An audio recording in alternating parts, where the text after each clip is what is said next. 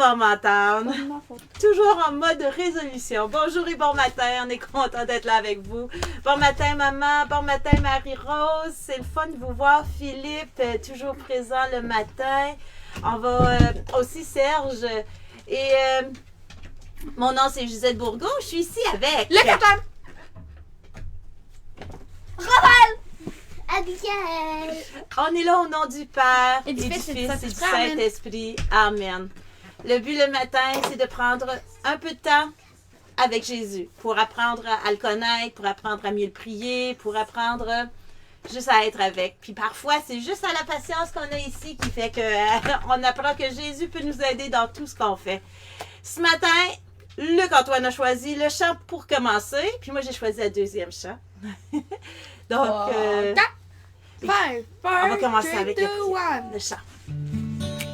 On se lève! Joie, Mon cœur est dans la joie. Mon cœur est dans la joie. Jésus, mon roi, est près de moi. Et voilà pourquoi mon cœur est dans la joie. Joie, joie, mon cœur est dans la joie. Joie, joie, mon cœur est dans la joie. Jésus, mon roi, est près de moi. Et voilà pourquoi mon cœur est dans la joie. Oui, on saute, on est dans la joie que le Seigneur. Ah, puis il y a quelqu'un qui était dans la joie, quelqu'un qui a sauté. Tundra voulait se joindre à nous. Continuons avec ce chant. On va continuer avec ce chant. La parole est lumière pour pouvoir rentrer dans la parole de Dieu. Parole est lumière. Alléluia. Ta parole est promesse. Alléluia. Ta parole est sagesse. Alléluia. Ta parole est vivante.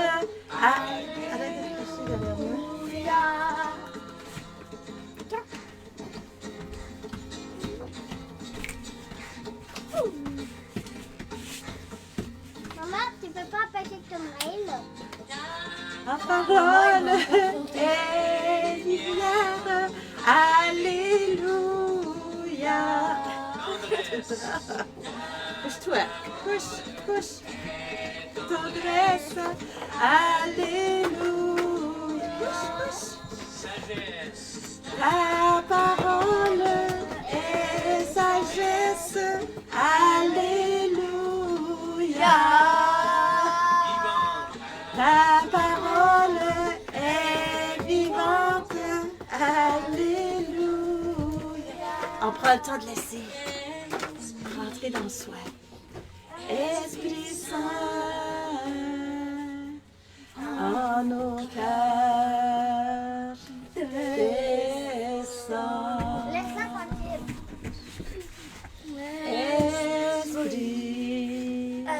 Esprit Saint, en nos cœurs, descends.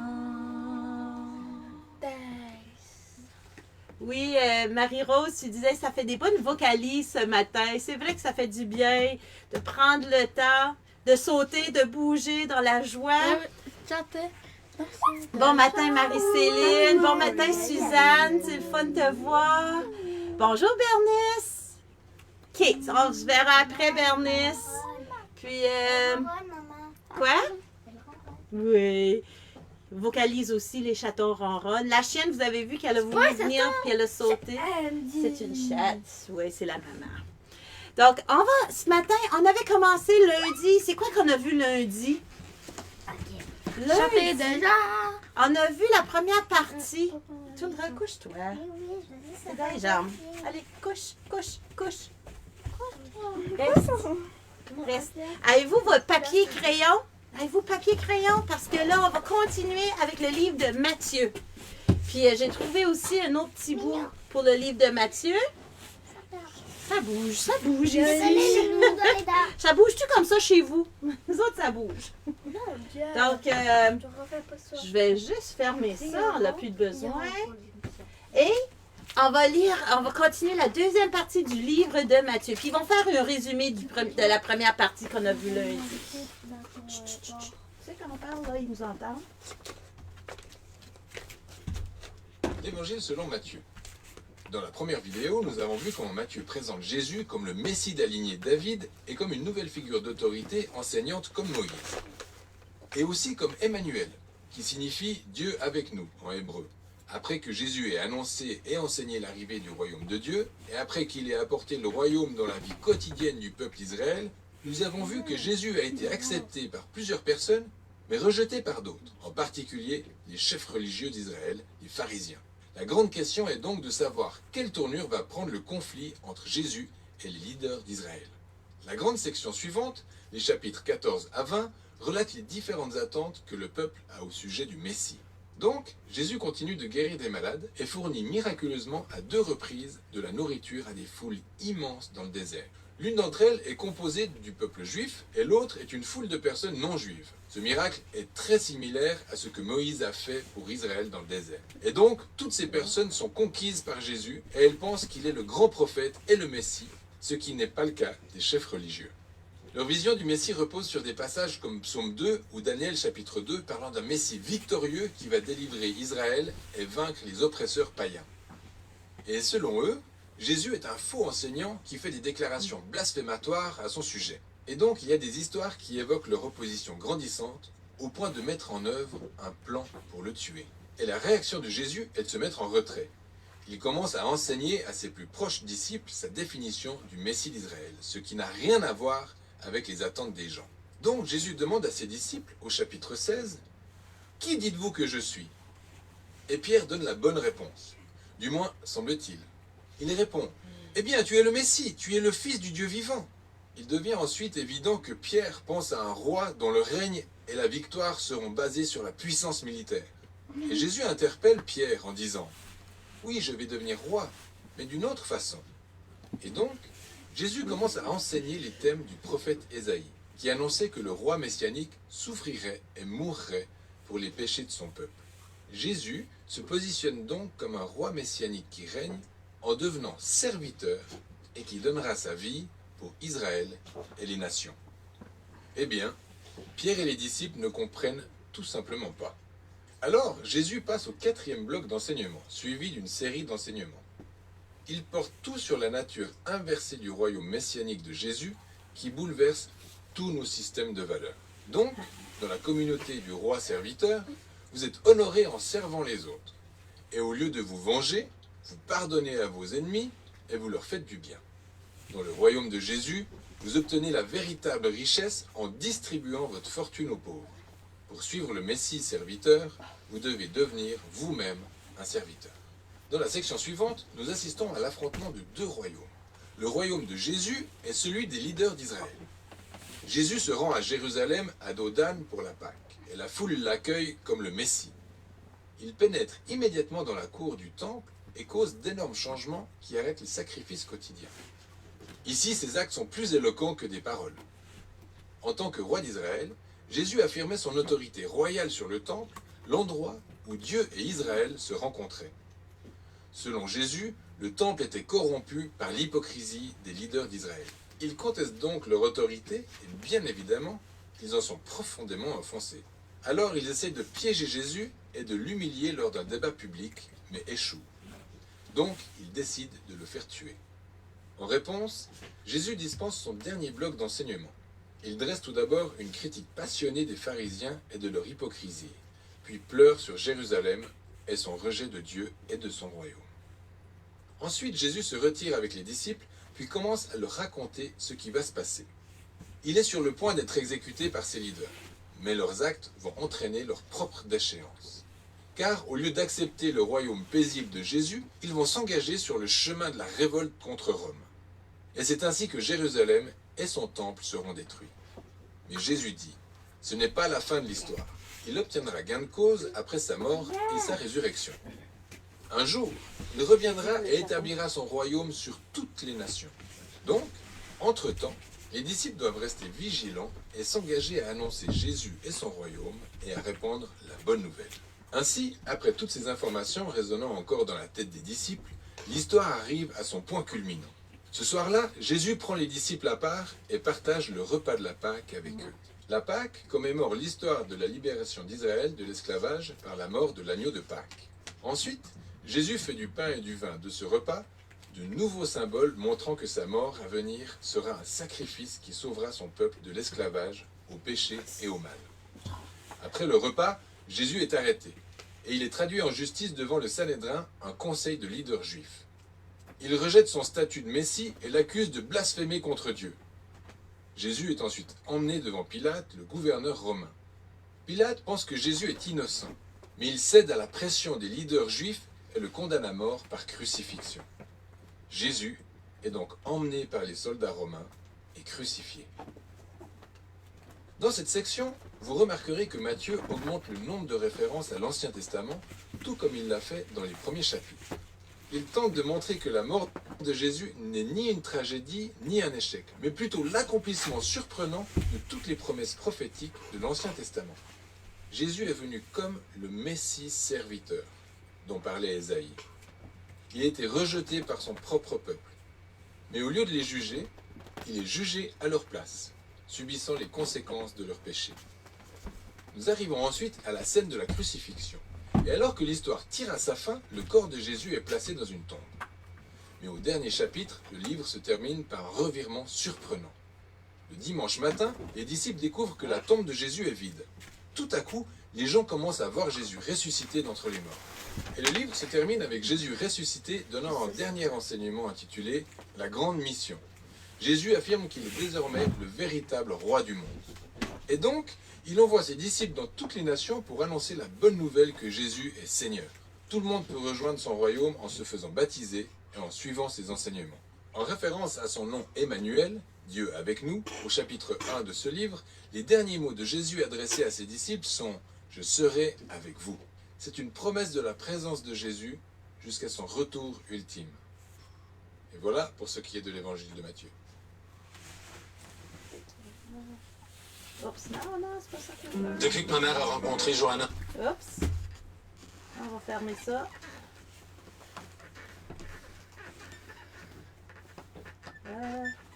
Donc, qu'est-ce que vous avez retenu? Qu'est-ce que vous avez...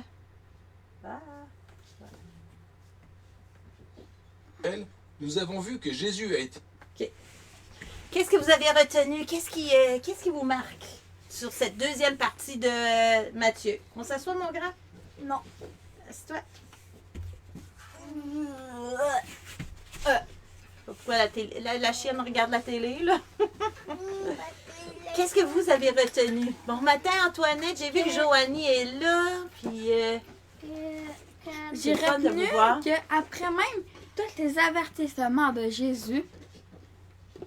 Attends, c'est qui? Ouais. C'est pharisien? Non, celui qui il l'a mené à Dieu. Il l'a mené au garde, le disciple qui a trahi Judas. Après tous les avertissements, genre, la ville va être détruite, il l'a quand même fait. Moi, je pense qu'il y a un point... Oui, Marie-Rose a dit, vous devez devenir serviteur. Puis c'est un des points que j'avais fait. Tu sais, Jésus a accepté les conflits. Il voyait qu'il y avait des conflits, puis il n'avait pas peur des conflits, mais il ne voulait pas se battre avec des épées puis tout ça. Il y en a qui pensaient qu'il était quoi? Que Jésus était bon? Il y en a-tu qui pensaient que Jésus était pas bon? Ouais. Il y en a qui pensaient que Jésus était un faux enseignant, puis... ce que je trouve qui est le fun, c'est qu'on voit aussi Jésus s'est mis en retrait. Ça veut dire quoi, ça, se mettre en retrait? S'éloigner. S'éloigner, de ne pas être trop à l'approche. Oui, moi aussi, j'avais serviteur. Et une autre aussi, il avait parlé de Ah oui, Marie-Rose, c'est super le fun. Il a dit, je serai présent avec vous tout le temps. Fait que ça veut-tu dire qu'il va être présent avec nous aujourd'hui, qu'il est présent là aujourd'hui? Puis je pense que c'est à nous à le demander d'être sa présence. Peut-être moi j'avais aussi, c'est que les gens ont refusé le royaume paisible que Jésus enseignait. Ça se peut-tu que des fois, nous autres aussi, dans notre vie, qu'on le refuse? Qu'on fait exprès des fois ou tu sais, on n'a peut-être pas la bonne manière de penser par rapport à notre société. On veut réussir, on veut ramasser de l'argent ou on gère moins. On n'est pas dans l'état du serviteur. Fait que je trouve ça, c'était intéressant. Souvent, c'est nous autres qui refusons. Et Jésus est mort pour nous. Puis sa résurrection, là, j'ai retenu un gros mot, là. C'est une grande mission. Il y a une grande mission. Puis je pense qu'il nous confie cette mission. Il nous confie cette mission aussi. J'ai trouvé aussi, pour l'évangile de Pierre, on va continuer. Matthieu, je veux dire, on va continuer à regarder. J'ai trouvé un autre petit, c'est pas long, c'est à 2 minutes. C'est comme une introduction du livre de Matthieu. Puis j'ai le goût qu'on approfondisse, puis on va peut-être sortir des nouvelles choses. Oh, attends. Donc, on va regarder ça rapidement. Si tu cherches l'évangile de Matthieu dans ta Bible, tu as peut-être remarqué qu'il est placé à environ 2/3 du texte complet. Désolée. Ça veut dire que beaucoup d'événements se sont déroulés avant, et plus précisément, l'Ancien Testament. En résumé, ça nous raconte comment Dieu vivait avec l'homme dans une relation Oups. merveilleuse et comment l'homme a détruit cette relation d'un coup. Je peux le faire moi-même. Et nous l'avons tous fait, en tuant, en volant et mentant. Mais au lieu d'abandonner, Dieu a prévu un plan. Il a choisi la nation la plus faible de l'époque pour enseigner une leçon au peuple fier. Il a donné à ces personnes ce qu'il avait de meilleur comme conseil. C'est ce qu'on appelle aussi la loi. Et ce peuple est devenu fort. Dieu a opéré des actes merveilleux pour leur montrer que le Créateur Tout-Puissant agissait et était pour eux.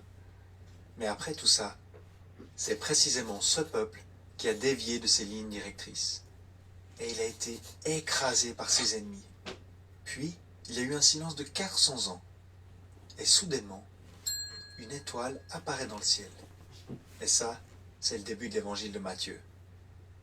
Tu peux diviser l'évangile de Matthieu en 2 parties. Dans la première partie, Dieu vient dans la forme d'un homme pour son peuple Israël. Mais ces personnes lui font clairement comprendre « On ne veut pas de toi ». Et ça amène le début de la 2e partie. Dieu dit « Ok, vous êtes fiers du fait que vous êtes mon peuple élu. C'est vrai. Mais il y a encore un plan B. Le fait que vous soyez choisis ne veut pas dire que je ne peux pas en élire d'autres. C'est ce que le Créateur avait en tête de toute manière. Si vous aviez fait plus attention à mes conseils, vous l'auriez réalisé. Et la façon dont Dieu va agir, on le verra plus en détail dans la vidéo suivante. Merci beaucoup d'être encore là. Merci d'avoir regardé jusqu'au bout. Ça, cette vidéo. c'est CrossPaint. Puis je trouve que les vidéos sont très bien faites, sont très animées.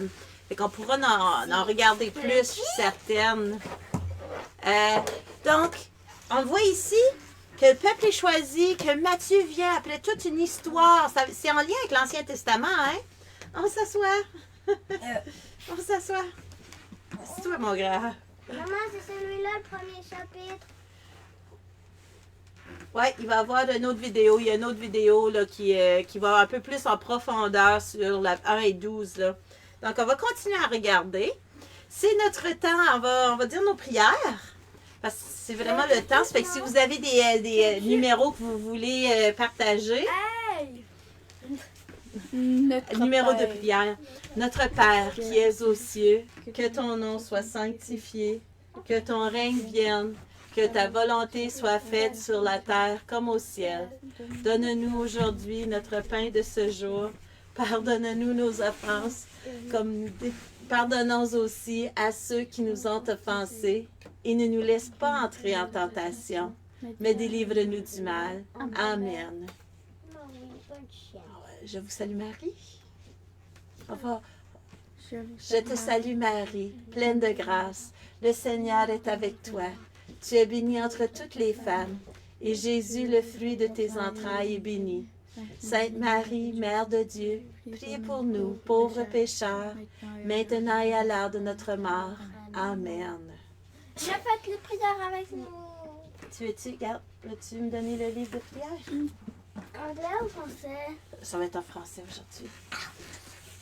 Ah! Tu l'avais? OK, Antoinette dit 66. On est dans les nombres. Puis Marie dit 22. 64. Ah, Raphaël vous envoie plein de cœurs. Seigneur, aujourd'hui, je demande pour les autres, pour ceux qui souffrent et qui sont seuls. Oui, on va s'unir en prière pour toutes les autres, Seigneur. Surtout pour tout le Ça, je monde. trouve ça bien. 22. Vas-y doucement. Il a été fait écraser par quoi? 22. OK. Ô Dieu, prends soin de tous ceux de ma famille. Protège-les du danger. Garde-les en bonne santé et donne-leur ta paix. Amen. Oui. Merci pour ceux qui mettent aussi des cartes. C'est comme moi. Merci à vous d'être là et nous accompagner dans ce moment de prière. Puis je sais qu'il y a plusieurs personnes qui écoutent en rediffusion. Puis c'est parfait. Puis on continue à prier ensemble. Seigneur, je voudrais... Ah, ça c'est numéro 66. Seigneur, je voudrais être sûre que mon hamster est heureux. Comme il ne sait pas parler, je ne peux pas en être certain. Alors aide-moi à mieux le soigner. Parce que parfois, j'oublie un peu de m'en occuper de lui. Que ce soit notre hamster, que ce soit nos chats, nos chiens, nos poissons, nos poules, nos cailles. Et y en a-t-il d'autres? Nos poussins. Les poussins. Fait que oui, Seigneur, aide-nous à nous en occuper parce qu'ils ne peuvent pas nous parler. Hein? 147, Bernice veut 147. Ok, je le mets ça. Tu es en train d'écouter à ta réunion, Bernice, là. 147. Quelqu'un qui met des cœurs, hein? C'est pas juste toi? T'en mets beaucoup, toi. Elle vous envoie beaucoup de cœurs. 147. Oh Dieu, s'il te plaît, guéris mon ami. Aide les docteurs à trouver de nouveaux médicaments qui lui feront du bien. Amen. Je porte particulièrement Gaël, je porte Père Michel. J'ai beaucoup prié pour Père Michel cette nuit, puis ça s'est venu fort. Fait que Seigneur, envoie ton Esprit Saint pour pouvoir guérir toutes ces personnes qui souffrent. Aide-leur. C'est le temps, Seigneur, qu'on veut recevoir des guérisons. On veut recevoir des guérisons pour tout le monde. Que les gens sachent que tu es là. Tu l'as fait pendant le temps des disciples. C'est vrai que Jésus a fait des guérisons, puis les disciples ont fait des guérisons. Puis je pense qu'encore aujourd'hui, Seigneur, tu veux opérer en chacun. Que tu veux opérer en chacun de nous. Y a-t-il d'autres monde qui met des cœurs, là? OK. Elle vous voit quand vous les mettez. Donc oui, Seigneur, viens envoyer foule de cœur et ta guérison pour chaque personne autour de nous. Et c'est ensemble qu'on peut y arriver. Ah, j'ai un cœur bleu. Doucement, j'aime pas ça quand tu cognes sur le Ah, clavier. j'ai un cœur bleu. Ben là, on a fini, là. Je regardais voir qu'est-ce qui manquait. Demain, c'est en anglais. Ça fait qu'on va continuer à unir dans la prière. On vous invite à 7h30 demain matin. On finit avec un chant. Le chant, c'est Luc-Antoine qui l'a choisi. C'est l'espoir. C'est l'espoir. Se dessine. L'espoir. Vivons dans l'espoir. Petit rappel, dimanche, il y a une activité dimanche au sanctuaire pour ceux qui peuvent se déplacer, mais il y a aussi en ligne parce qu'on respecte les limites de nombre de personnes. Mais on sait l'importance de se unir. Fait que c'est une rencontre de prière pour nous rentrer dans l'avant, pour nous préparer à l'avant. C'est à 2h en après-midi. C'est Père Michel qui anime ce moment de prière. Et il va être en direct aussi sur Facebook. Donc, on vous invite, invitez vos amis, venez prier avec nous. Puis on va laisser l'espoir se dessiner. Hop, attends, j'ai manqué des commentaires. Y a-t-il quelqu'un qui a demandé une prière que je n'ai pas vue? Marie, merci. J'ai une nièce très malade. Ah, ben on va s'unir à la prière avec ta nièce, Marie-Rose, je veux dire. Les chatons se chicanent. Là. Laisse. Et notre roi. J'aime ça. Regarde les cœurs, Abigail. Regarde ici, Marie-Rose, puis il danse. Antoinette aussi, elle a mis des cœurs. Marie-Rose n'en prie plus. Merci à vous. Hein. Soyez bénis. Soyez remplis de joie. Puis merci. Merci de venir chez nous les matins avec nous. Ça nous fait plaisir de partager ce moment avec vous. Et on va vous laisser à demain matin, 7h30. Puis on finit avec ce chant. 3, 2, 1.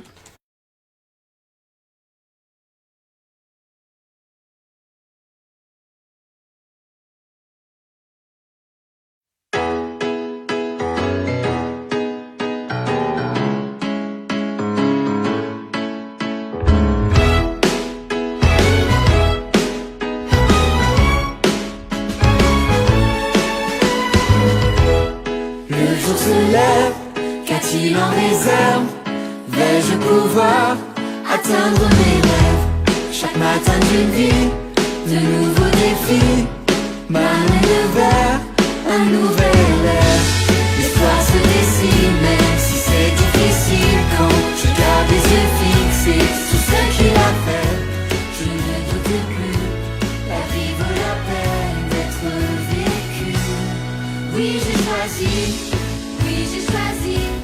de mettre ma confiance en Dieu. En lui j'ai laissé tout ce qui m'empêche d'avancer. Puis quelle importance, Dieu donne un sens à ce que je suis.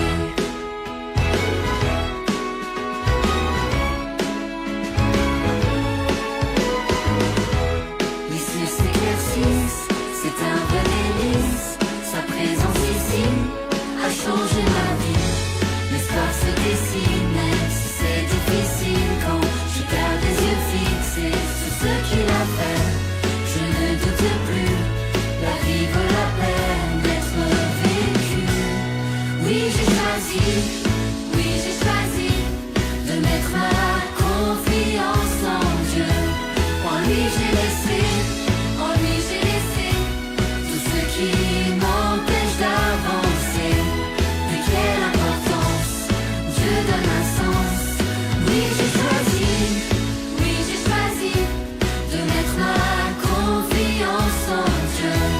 En lui j'ai laissé tout ce qui m'empêche d'avancer.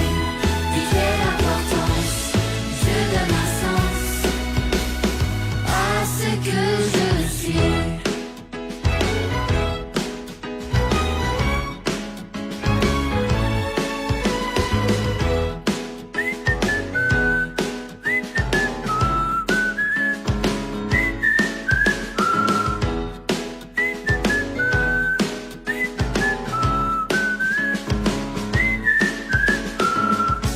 L'espoir se dessine, même si c'est difficile. Quand je garde les yeux fixés sur ce qu'il a fait, je ne doute plus, la vie vaut la peine d'être vécue.